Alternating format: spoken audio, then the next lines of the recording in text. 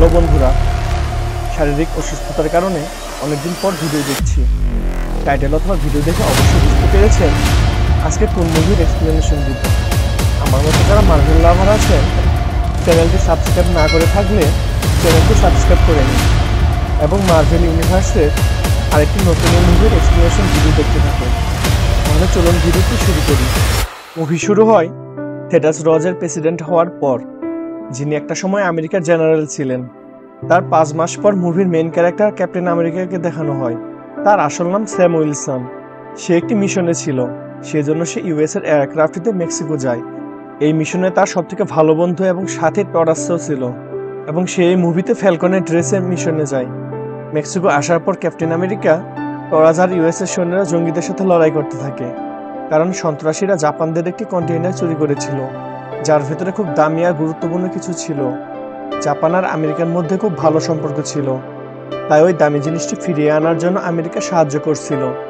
লড়াইয়ের সময় আমরা দেখতে পাই ক্যাপ্টেন আমেরিকা তার শিল্ডের পাশাপাশি তার উইংসের ব্যবহার করতে থাকে, আর উইংস দিয়ে খুব সহজে অনেকজনকে মারতে পারে, কারণ তার উইংসগুলো ওয়াকান্ডার ভাইব্রেনিয়াম আর মডার্ন টেকনোলজি দিয়ে তৈরি ছিল। ক্যাপ্টেন আমেরিকা তার ড্রোন দিয়েও সন্ত্রাসীদের মারতে থাকে। সকল সৈন্যদের মারার পর ক্যাপ্টেন আমেরিকা তাদের বসের কাছে যায়, যার কাছে ওই কন্টেইনার ছিল, কিন্তু তাকে ধরার আগেই কন্টেইনার রেখে সেখান থেকে পালিয়ে যায়। তারা সবাই ইউএসএ ফিরে আসে। ক্যাপ্টেন আমেরিকা বা স্যাম উইলসন টরাসের উপর অনেক খুশি হয়, কারণ সে কন্টেইনার পেতে সাহায্য করেছে। তারপর সিন শিফট হয়, আর স্যাম উইলসন টরাসকে তার সবথেকে ভালো বন্ধু আইজিয়া ব্র্যাডলির সাথে দেখা করতে নিয়ে আসে। স্যাম টরাসকে বলে আইজিয়া ব্র্যাডলি একজন সুপার সোলজার, এবং সে আগে ক্যাপ্টেন আমেরিকাও ছিল। এটা শুনে টরাস অবাক হয়, কিন্তু স্যাম বলে আইজিয়া ব্র্যাডলিকে ক্যাপ্টেন আমেরিকা বানানোর পর 30 বছর জেলে বন্দি করে রাখা হয়।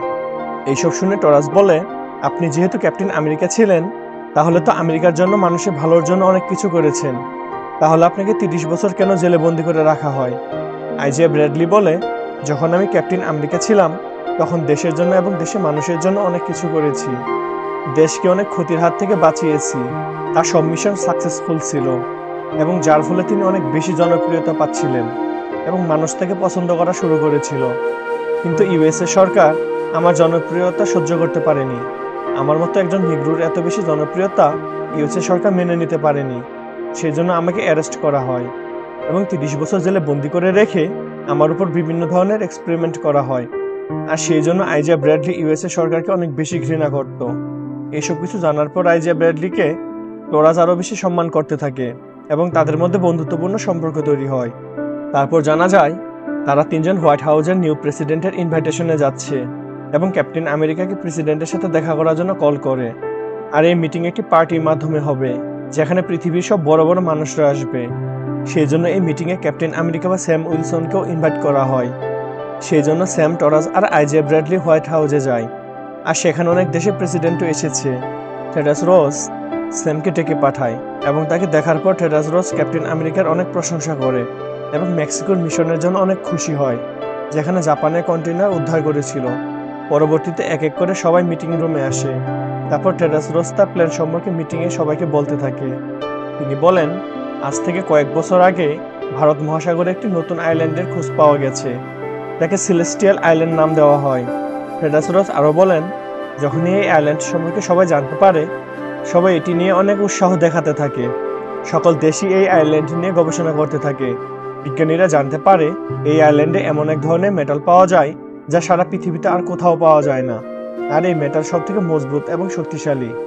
বিজ্ঞানীরা এর নাম দিয়েছে অ্যাডম্যান্টিয়াম, যা ভাইব্রেনিয়াম থেকেও কয়েক গুণ বেশি শক্তিশালী। পরবর্তীতে যারা যারা অ্যাডম্যান্টিয়ামের সন্ধান পেয়েছে, তারা সবাই সেটা নেওয়ার চেষ্টা করেছে। সকল দেশ অ্যাডম্যান্টিয়াম চুরি করতে চায়, যার ফলে ওয়ার্ল্ড ওয়ার 3 শুরু হতে পারে। আর থেডাস রজ সিদ্ধান্ত নিয়েছে যে সেলেস্টিয়াল আইল্যান্ডে থাকা অ্যাডম্যান্টিয়াম সকল দেশের মধ্যে সমান ভাগে ভাগ করে দেওয়া হবে। এটা শুনে সকল দেশের প্রেসিডেন্ট রাজি হয়, এবং সবাই মিলে একটি কন্ট্রাক্ট সাইন করার সিদ্ধান্ত নেয়। আর ক্যাপ্টেন আমেরিকা সন্ত্রাসীদের কাছ থেকে মুভি শুরুতে যে কন্টেইনার উদ্ধার করেছে, তার ভেতর অ্যাডম্যান্টিয়াম ছিল, যার জন্য থেডাস রজ ক্যাপ্টেন আমেরিকাকে ধন্যবাদ জানায়। কিন্তু হঠাৎ ওই মিটিংয়ে অদ্ভুত এক ধরনের মিউজিক বাজে, যা শুনে আইজিয়া ব্র্যাডলি উঠে দাঁড়ায় এবং একটি সিকিউরিটি গার্ডকে মেরে তার কাছ থেকে বন্দুক নিয়ে থেডাস রজকে গুলি করতে থাকে। ক্যাপ্টেন আমেরিকা থেকে বাধা দেওয়ার চেষ্টা করে। শুধুমাত্র আইজিয়া ব্র্যাডলি না, বরং আরো 4জন সিকিউরিটি গার্ড যারা থেটাস রোজের হয়ে কাজ করত, হঠাৎ করে তারা থেটাস রোজ এবং বাকি সবার উপর গুলি করতে থাকে। কিন্তু ভাগ্যক্রমে থেটাস রোজের কোনো গুলি লাগে না। অন্যদিকে ক্যাপ্টেন আমেরিকা আইজে ব্র্যাডলির সাথে লড়াই করতে থাকে এবং বন্দুক নিতে চায়। আর অন্য গার্ডরা ওই 4জন গার্ডকে বাধা দিতে থাকে। তার মধ্যে একজন মেয়ে ছিল যে সুপার হিউম্যানের মতো থেটাস রোজকে বাঁচানোর চেষ্টা করতে থাকে। অন্যদিকে আইজে ব্র্যাডলি পালাতে থাকে এবং স্যাম উইলসন তার পিছু নিতে থাকে। একটা জায়গায় এসে স্যাম আর বাকি পুলিশরা ওই 4জন সিকিউরিটি গার্ড এবং আইজে ব্র্যাডলিকে ধরে ফেলে। স্যাম উইলসন আইজে ব্র্যাডলিকে জিজ্ঞেস করে, তুমি এমনটা কেন করলে? আমি জানি তুমি কখনোই থেটাস রোজকে মারতে চাইবে না, তাহলে তোমার সাথে কি এমন হয়েছে যে তুমি এমনটা করলে? ক্যাপ্টেন আমেরিকা বা স্যাম উইলসন আইজে ব্র্যাডলিকে প্রশ্ন করতে থাকে। কিন্তু অবাক করা বিষয় এটাই যে আইজে ব্র্যাডলি জানেই না সে কি করেছে আর তার সাথে মিটিংয়ে কি হয়েছিল। সে স্যাম উইলসনকে বলে, তুমি যে আমাকে জিজ্ঞেস করলে আমি কেন থেটাস রোজকে মারতে চেয়েছি, কিন্তু বিশ্বাস করো আমার এসব কিছুই মনে নেই। থেটাস রোজের উপর আক্রমণ করার কারণে তাকে কারাগারে বন্দী করা হয়। তারপর স্যাম উইলসন বলে, যদি তুমি এই কাজ নিজের অজান্তেই করে থাকো তাহলে এর পিছনে বড় কোনো মাস্টারমাইন্ড আছে, আর আমি সেটা প্রমাণ করে তোমাকে মুক্ত করব। তারপর স্যাম উইলসন থেটাস রোজের কাছে যায় এই ব্যাপারে কথা বলার জন্য। এরপর টরাস অনেক কষ্টে হোয়াইট হাউসের সিসিটিভি ক্যামেরা ফুটেজ পায় এবং দেখার পর তারা দুজন অবাক হয়, কেননা গুলি করার আগে আইজে ব্র্যাডলির ফোনে 2-3 বার ব্লিঙ্ক হয় এবং বাকি 4জন সিকিউরিটি গার্ডের সাথেও এমন হয়েছে যারা থেটাস রোজের উপর হামলা করেছিল। সেই সাথে আরও একটি অদ্ভুত ঘটনা ঘটেছিল। আইজে ব্র্যাডলি এবং বাকি 4জন গুলি করার আগে এক ধরনের মিউজিক বাজে। মিউজিক শোনার পরে সবাই আক্রমণ করে। আর এইটা দেখে স্যাম আর টরাস শিওর হয় যে আইজে ব্র্যাডলি এবং বাকি 4জন গার্ডদের কেউ একজন মাইন্ড কন্ট্রোল করে এই কাজ করিয়েছে। তারপর স্যাম উইলসন টরাসকে বলে যে কোনো মূল্যে আইজে ব্র্যাডলি আর বাকিদের মুক্ত করবে আর এইসব কিছুর পিছনে মাস্টার মাইন্ডকে খুঁজে বের করবে। টরাসের সাথে কথা বলতে বলতে স্যাম উইলসন গাড়ি চালাচ্ছিল, কিন্তু হঠাৎ তার উপর কেউ একজন গুলি করে। সে আর কেউ না, বরং মুভির শুরুতে যে সন্ত্রাসীদের সাথে স্যাম লড়াই করে তাদের লিডার ছিল, যার কাছ থেকে জাপানের ওই অ্যাডমেন্টিয়াম কন্টেইনার নিয়েছিল। সে এখন প্রতিশোধ নেওয়ার জন্য স্যামের উপর আক্রমণ করে, কিন্তু স্যাম উইলসন খুব সহজে তাকে হারিয়ে দেয়। আর তখন ওই সন্ত্রাসী ফোনে একটি কল আসে। তারপর স্যামকে বলে, তুমি তাকে তো হারিয়েছ, কিন্তু আগামীতে যা কিছু হবে সেটা থামাতে পারবে না। কথা বলার পর স্যাম একটু চিন্তিত হয়ে পড়ে, কেননা কেউ তো একজন তার উপর নজর রাখছে, আর হয়তো থেটাস রোজের উপরও নজর রেখে চলেছে। তাই সে তাড়াতাড়ি টরাসের কাছে গিয়ে ওই ফোন কল ট্রেস করতে বলে।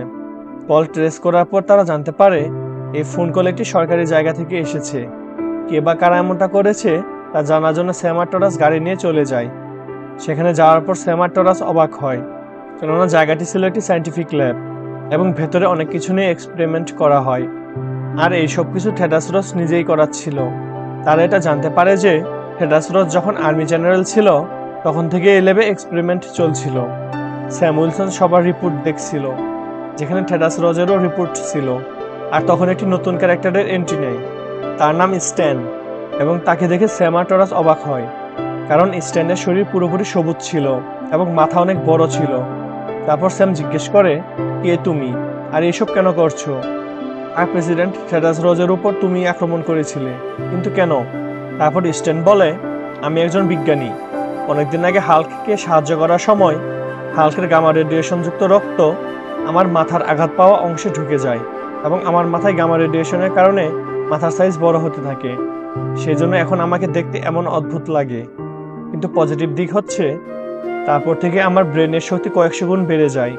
তখন থেটাস রোজ তাকে বন্দি করে নেয় এবং সেই সময় আমি তার অনেক উপকার করেছি, কিন্তু তারপরও সে আমাকে ছেড়ে দেয়নি। আর জিজ্ঞেস করলে বলতো এইসব ইউএসএ সরকার করাচ্ছে, আমি যখন ইউএসএর প্রেসিডেন্ট হব তখন তোমাকে ছেড়ে দিব। কিন্তু থেটাস রোজ আমেরিকার প্রেসিডেন্ট হওয়ার পরও এখন পর্যন্ত আমাকে ছেড়ে দেয়নি এবং আমার উপর এক্সপেরিমেন্ট করতে থাকে। তাই একদিন রাগের মাথায় আমার উপর এক্সপেরিমেন্ট করা সায়েন্টিস্টকে মেরে ফেলেছি। সেই দিনই শপথ নেই থেটাস রোজের আসল চেহারা আমি সবার সামনে তুলে ধরব। এইভাবেই আমার প্রতিশোধ পূরণ হবে। সেই জন্য আমি সন্ত্রাসীদের টাকা দিয়ে জাপানদের অ্যাডমেন্টিয়ামের কন্টেইনার চুরি করাই এবং সিআইএ এর অ্যাকাউন্ট থেকে টাকা ট্রান্সফার করেছি, যেন জাপানরা ইনভেস্টিগেশন করার কারণে সকল দোষ ইউএসএ সরকারের উপর বা থেটাস রোজের উপর যায়। স্টেনের সব কথা শোনার পর স্যাম উইলসন বুঝতে পারে তাকে মারতে চাওয়া ওই সন্ত্রাসীদের বসকে স্টেনি কল করেছিল, আর বাকি সকল কিছুর পেছনে স্টেনই দায়ী। কিন্তু যখনই স্যাম উইলসন এইসব বন্ধ করার জন্য স্টেনকে ধরতে যাবে তার আগে স্ট্যান তার হাতের ইশারায় এক ধরনের মিউজিক বাজায় আর একটা রেডিয়েশন অন করে, এবং মিউজিকের কারণে সকল গভর্নমেন্ট আর্মি স্ট্যানের কন্ট্রোলে চলে আসে এবং লড়াই করতে বাধ্য হয়। সকল আর্মি স্ট্যানের কথা মতো স্যাম উইলসন এবং টরাসের উপর আক্রমণ করে। অনেকগুলো আর্মির সাথে স্যাম আর টরাস দুজনেই লড়াই করতে থাকে, আর এই সুযোগে স্ট্যান সেখান থেকে পালিয়ে যায়। স্যাম আর টরাস অনেক সাহসিকতার সাথে আর্মিদের সাথে লড়াই করতে থাকে এবং স্ট্যানকে খুঁজতে থাকে, কিন্তু বাইরে আসার পর তারা জানতে পারে স্ট্যান যেমনটা প্ল্যান করেছিল ঠিক তেমনটাই সবকিছু হচ্ছিল। জাপান যখন ওই অ্যাডমেন্টিয়াম কন্টেনারের উপর ইনভেস্টিগেশন করে, তখন তারা জানতে পারে ওই সন্ত্রাসীদের সিআইএ টাকা দিয়েছিল। সিআইএ আমেরিকার একটি ইন্টেলিজেন্ট সংস্থা, তাই জাপান মনে করে তাদের ওই কন্টেনার চুরি হওয়ার পিছনে ইউএসএ সরকারের হাত রয়েছে। এখন জাপান আর ইউএসএর মধ্যে বন্ধুত্বপূর্ণ সম্পর্ক নষ্ট হওয়ার পথে, এবং পরবর্তীতে জাপান ইউএসএর সাথে যে কন্ট্রাক্ট সাইন করেছিল, যেখানে তারা সকল দেশের সাথে অ্যাডমেন্টিয়াম ভাগ করে নেবে, সেটা বাতিল করে দেয়। তারপর জাপানের প্রেসিডেন্ট তার সকল আর্মি ওই সেলেস্টিয়াল আইল্যান্ডে পাঠিয়ে দেয়, যেন তারা সকল অ্যাডমেন্টিয়াম নিয়ে নিতে পারে। অন্যদিকে এই খবর যখন টেরাস রস জানতে পারে, সে তার আর্মি সেখানে পাঠায়, যেন জাপানকে বাধা দিয়ে ইউএসএ সকল অ্যাডমেন্টিয়ামের মালিক হতে পারে। যেহেতু দুই দেশের আর্মি ওই সেলেস্টিয়াল আইল্যান্ডের দিকে যাচ্ছিল, তাই সারা পৃথিবীতে খবর ছড়িয়ে যায় যে জাপান আর আমেরিকার মধ্যে যুদ্ধ হতে যাচ্ছে। অন্যদিকে এই খবর যখন স্যাম উইলসন আর টরাস জানতে পারে, তারা দুজন তাদের স্যুট পরে সেলেস্টিয়াল আইল্যান্ডের দিকে যায়। স্যাম উইলসন সেখানে গিয়ে টেরাস রোজের সাথে দেখা করে এবং তাকে বোঝানোর চেষ্টা করে রাগের মাথায় কোনো ভুল সিদ্ধান্ত নেওয়া ঠিক হবে না। এভাবে যদি জাপান আর ইউএস এর মধ্যে যুদ্ধ শুরু হয়, তাহলে সেটা পুরো বিশ্বের জন্য সমস্যা তৈরি হবে। এদিকে স্যাম সকল পরিস্থিতি কন্ট্রোল করার চেষ্টা করছে। অন্যদিকে স্যাম আর টরাসের হাত থেকে পালিয়ে যাওয়া স্ট্যান একটি বাড়িতে গিয়ে বাড়ির মালিককে মেরে একটি ফোন চুরি করে এবং ইউএসএ 2 ফাইটার জেটের পাইলটদের ব্রেন কন্ট্রোল করে, এবং স্ট্যান ওই 2 ফাইটার জেট দিয়ে জাপানদের জাহাজে আক্রমণ করে। জাপানের প্রেসিডেন্ট মনে করে ইউএসএ প্রথমে আক্রমণ করে যুদ্ধ শুরু করেছে, তাই জাপানও তাদের 2টি ফাইটার জেট পাঠায় ইউএসএ ফাইটার জেটকে ধ্বংস করার জন্য। এর মানে এখন পুরোপুরিভাবে যুদ্ধ শুরু হয়ে গেছে। কিন্তু এইটা জানার পর স্যাম উইলসন আর টরাস দুজন মিলে ইউএসএর ফাইটার জেটের পাইলটদের বের করে নিয়ে আসে। পাইলটদের জীবন তো বেঁচে যায়, কিন্তু এয়ারক্রাফট ধ্বংস হয়ে যায়। তারপর স্যাম উইলসন আর টেরাস রস জাপানের প্রেসিডেন্টকে বোঝাতে থাকে যে এই 2 ফাইটার জেটের পাইলট পারমিশন ছাড়াই আক্রমণ করেছে, আর ইউএসএ কোনো যুদ্ধ চায় না। জাপানের প্রেসিডেন্ট স্যামের কথায় রাজি হয় এবং তারা তাদের যুদ্ধ বিমান ফেরত নেয়। এভাবে জাপান এবং ইউএস এর মধ্যে যুদ্ধ বন্ধ হয়। দুই দেশের প্রেসিডেন্টই তাদের নিজস্ব আর্মি নিয়ে সেলেস্টিয়াল আইল্যান্ড থেকে নিজের দেশে চলে আসে। স্যাম উইলসনও ফেরত চলে আসে, আর দেখানো হয় টরাস যুদ্ধের সময় অনেক বেশি আঘাতপ্রাপ্ত হয়েছে এবং সঠিক সময়ে স্যাম তাকে হসপিটালে নিয়ে আসে এবং এখন তার চিকিৎসা হচ্ছে। অন্যদিকে টেরাস রস একটি প্রেস কনফারেন্স ডাকে এবং সবাইকে জানিয়ে দেয় জাপান এবং ইউএস এর মধ্যে কোনো যুদ্ধ হয়নি, বরং একটু ভুল বোঝাবুঝি হয়েছিল। সেই প্রেস কনফারেন্সে স্যাম উইলসনও ছিল। তার সাথে দেখা করতে সেখানে স্ট্যান চলে আসে। স্ট্যান স্যাম উইলসনের উপর রাগান্বিত ছিল, কেননা স্ট্যান চেয়েছিল জাপান আর ইউএস এর মধ্যে একটি যুদ্ধ বাঁধাতে আর টেরাস রোজের আসল চেহারা সবার সামনে আনতে, কিন্তু স্যাম উইলসনের কারণে সেটা করতে পারেনি। সম্পূর্ণ প্ল্যান নষ্ট হয়ে গিয়েছে। তারপর স্ট্যান বলে, তুমি চিন্তা করো না, টেরাস রোজের আসল রূপ তো আমি সবার সামনে নিয়ে আসবই। তারপর স্যাম উইলসন জিজ্ঞেস করে, তোমার সাথে টেরাস রোজের এত শত্রুতার কারণ কি? তখন স্ট্যান স্যামকে টেরাস রোজের পাস্ট বলতে থাকে। প্রথমে টেরাস রোজের অনেক ভয়ঙ্কর রোগ হয়েছিল, এবং যখন স্ট্যান জানতে পারে টেরাস রোজ এই রোগের জন্য মারা যাবে, তখন সে এই রোগের ওষুধ বানায় এবং টেরাস রোজ ধীরে ধীরে সুস্থ হয়ে যায়। টেরাস রোজ সেই ওষুধ প্রতিদিনই খায়, যার ভেতরে গামা রেডিয়েশন রয়েছে, আর প্রতিদিন ওষুধ খাওয়ার কারণে টেরাস রোজের শরীরে অনেক গামা রেডিয়েশন জমা হয়েছে, আর এই গামা রেডিয়েশনের কারণে কি হবে তা কিছুক্ষণ পরে দেখানো হয়। অন্যদিকে প্রেস কনফারেন্সে টেরাস রোজ অনেক বেশি উত্তেজিত হয়ে যায় এবং একটা সময় নিচে বসে পড়ে। তারপর দেখানো হয় তার সমস্ত শরীর লাল হয়ে যাওয়ার পাশাপাশি তার হাত পা ফুলতে থাকে আর বড় হতে থাকে, আর দেখতে দেখতেই কিছুক্ষণ পর টেরাস রোজ রেড হাল্কে পরিণত হয়। গামা রেডিয়েশনের কারণে টেরাস রোজের মধ্যে অ্যাগ্রেশন চলে আসে আর সবকিছু ভাঙচুর করতে থাকে। সেই জন্য ইউএসএ আর্মিরা তার উপর গুলি করতে থাকে। পরিস্থিতি সামলানোর জন্য স্যাম উইলসনকে টেরাস রোজের সামনে আসতে হবে। তারপর দেখা যায় স্যাম উইলসন বা ক্যাপ্টেন আমেরিকা তার স্যুট পরে রেড হাল্কের সামনে চলে আসে। এই ফাইট সিনে এই মুভির সবথেকে বেস্ট পার্ট ছিল, আর লড়াই দেখে এমনটা মনে হতে থাকে রেড হাল্ক ক্যাপ্টেন আমেরিকার থেকে অনেক বেশি শক্তিশালী ছিল, কেননা লড়াইয়ের সময় রেড হাল্ক জ্বলন্তকারী ক্যাপ্টেন আমেরিকার উপর ছুঁড়ে মারে। যা থেকে বাঁচার জন্য ক্যাপ্টেন আমেরিকা তার পাখার ব্যবহার করে, কিন্তু ভাইব্রানিয়াম তৈরি ক্যাপ্টেন আমেরিকার পাখা রেড হাল্ক ছিঁড়ে ফেলে এবং ক্যাপ্টেনের শিল্ডও মাটিতে ফেলে দেয়। তারপর ক্যাপ্টেন আমেরিকা লড়াই না করে রেড হাল্ককে ইমোশনালি দুর্বল করার সিদ্ধান্ত নেয়। সেজন্য ক্যাপ্টেন থেডাস রসকে তার মেয়ের কথা বলে, আপনাকে আপনার মেয়ের কথা ভেবে শান্ত হতে হবে, আপনি কোনো খারাপ মানুষ না, আপনার মেয়ের জন্য শান্ত হন। ক্যাপ্টেন আমেরিকার এই ট্রিক কাজ করে। নিজের মেয়ের কথা শুনে থেডাস রস শান্ত হয় এবং পুনরায় আবার সাধারণ মানুষ হয়ে যায়। এর মানে রেড হাল্ক থেকে আবারও সাধারণ মানুষে রূপান্তরিত হয়। সাধারণ মানুষ হতে আর্মিরা তাকে গ্রেপ্তার করে, কারণ রেড হাল্ক হয়ে সে অনেক আইন অমান্য করেছে এবং তার অনেক অপকর্ম সবার সামনে চলে আসে। পরবর্তীতে স্যাম উইলসন থেডাস রসের কাছে জেলের ভেতরে তার মেয়েকে নিয়ে আসে।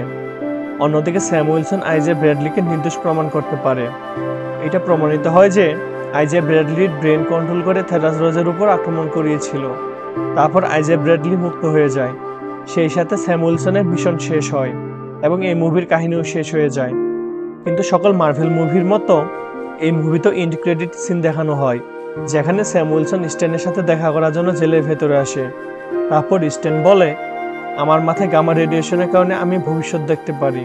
তোমার কি মনে হয় আমাকে জেলে বন্দি করলে সব শেষ হয়ে যাবে? এমনটা না।